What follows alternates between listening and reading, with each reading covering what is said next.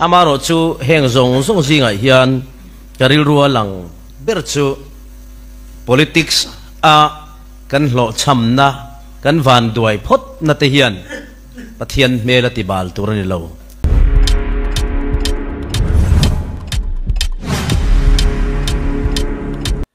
thlir tu le ngai thatu zong zong te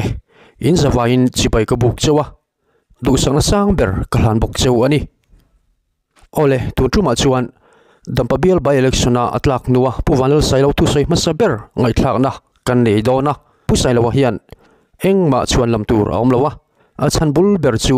keima wangani atia engponi se engdin muna po dingila pathian mi kan ni ti kan lantir apoi mo ziate tin he election hi kantan kan party tan in en finadar thalang lo ni sila kan tha ani in tilawila kan that lo na laite tlin lo na laite kan zona kan mu thiam apoi mo ziate asoyani engponi se atusoi hi ilongai thaphot te ang u chairman le veina kan lungrol pui zong zong te in zawaila li suam hingen chibai thaber kabuk chu ani masain veina hian hlo tlinna kan chan awanga lom na thu soi turin thama salama te kha chuan kan in dream kan suang tu ani a amai ro chu kan van doina awanga thu pha choi na te lom thu tel thau si soi ngai na te mun lak lo si hupur om si amaro chu chona sang si kara kadinga chuwang chuan karil ru chung rilom dan tur po hi min hriat thiam karinga amaro chu heng zong zong zinga hian karil ruwa lang ber chu politics a kan hlo cham na kan van duai phot na te hian pathian mela ti bal turani lo ti hi karil ruwa oma engdin muna po dingila pathian ina lantir adu chu pathian mi kan ni ti hi khovel mu tir atumani chu chu engdin muna po dingila pathian mi kan lo ni ti hi khovel hian mu sela zak sela lali so cross a khen bia khan setanan anne ta mo in ti na nui sa so zia te po kan sia a ni thum chung phum baba lai khan ani chu mi ti khuwa akala ti laya setanan ne na changa mo ati a aron thole nai na ti mual phau zia le leile wana thunei na zong zong lak sak ani zia kha kan thinunga sela chuwang chuan he keini po setanan min tlom emo mual phau taka omemo kan ne he thil mang hian ka rabbete tia in chuang taka oma ain ngai lai hian pathian mi kan ni na le setanan kan thinlunga thunei na hi pathian hena kan lo pe thau ti min hriat pui thei tur khopa krista kan nai hi atul tak meu ani ama saberin candidate din mun lutak min petu pathian le kan ho tu te chunga lom thu te soya tin hey headquarters lama changa support kadon hi aro puya tin campaign committee kan din le a anni in thei to pin strategy an duanga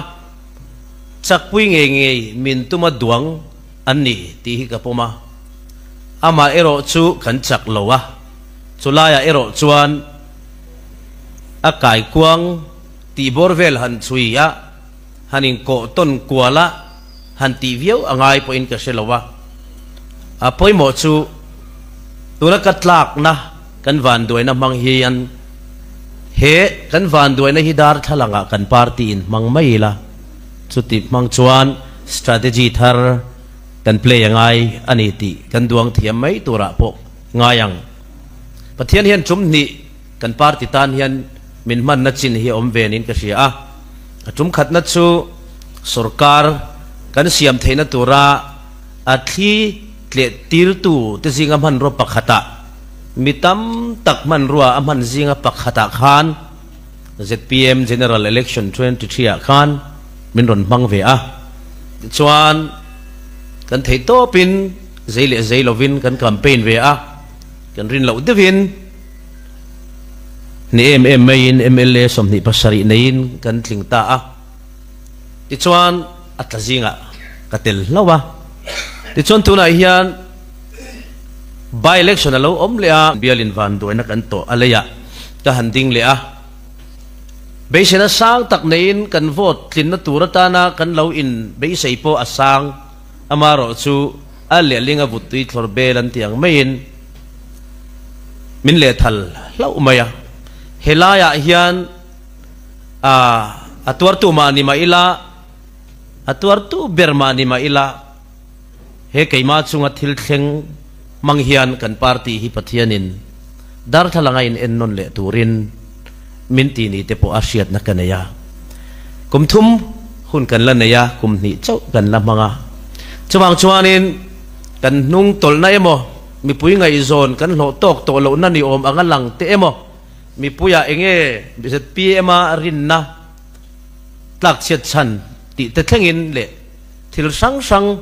keima ni ngei po in kanin zo hi kan mu chua theinan he kan ban doina hilal pan mal som lo ro se kan party tan mal som na changse ti hi kadu thu sam ani tha hian in ngai ngoi lo phot mai la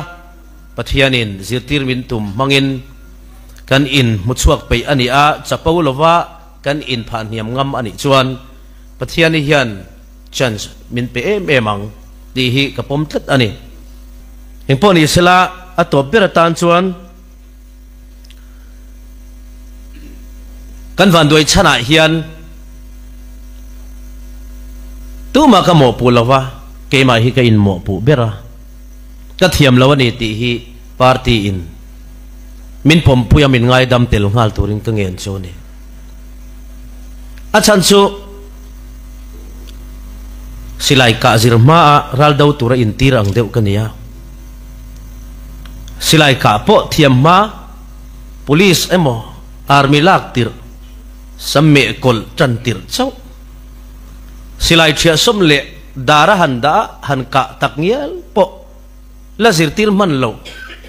zing kai thoa discipline attention ti vela bul chan han tlan tir chan tir chung khan ke hian silai kapu ani a nang ni pon silai hi in voi khat kana chuan in darang hing lo yanga abel kang fowanga nang ma ni zok in thal top theyani ka fu chu khoilam ma ni thal top theyani ke po chu tiang chuan karam in min ma mo na awang le ram hi chana ngai e ma wangin thiam lo tak chung le training lam man lo le zai lo tak chungin he particle tlang hian ram chana dai theu turin ka nei chun te karon che chua pui ve a ti chuan in candidate ni in ka thuk ve ngei tumin kan meta amaro chuang hor na le ke ma zo ka thalta ani chuan in kala in zir tok lo le mai ama ero chu Abraham Lincoln khan president ni turin chum som ni pan ni lo cham na kong tlak na kong le nol na kong azo a tu tiang zelin kan chief minister testimony ngai nom tak po kan sia kan minister tam tak tu na mi le party danga mi te voi thum voi li nuwa lo tling te po kan sia dalpan he na kan chong try nga lalpa le kan party ten rem anti don nge don lo ti te po hunin ala silanga chati huna he hun thol kum thum chung kan ya training ka lo lak ve na hi eng tiang taka man tlak nge ani don ti ero chu min lo en turin ka ngen chawa eng poni se pathianin hun cha min pe khi alu theile in fom khom chathei ang beraman ka tuma pathian thu a le kan ram kai soi na konga